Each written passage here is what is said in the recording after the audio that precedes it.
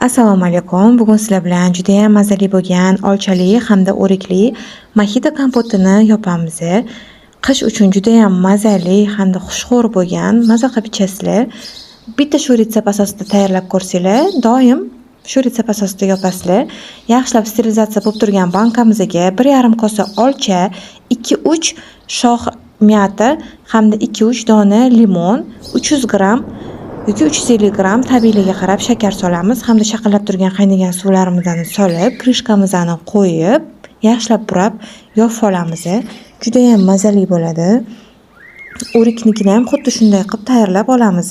Bankamizga limon, miyata hamda o'riklarimizni solib olamiz. 300-350 gram taxminan shakarimizni solib olib, tabga ko'ra shaqillab turgan suvimizni solib olamiz. Hamda sterilizatsiya bo'lib turgan krishkamizni yopib olib, yaxshilab burab yopib qo'yamiz. Hamda teskarisini o'girib, men yaxshilab dasturxonga o'rab qo'ydim. Dasturxon va ustidan ko'rpalar o'rab qo'yasizlar. 2 kun o'sha sovib iliguncha turiladi. O'zi shu turgan joyida sterilizatsiya bo'ladi.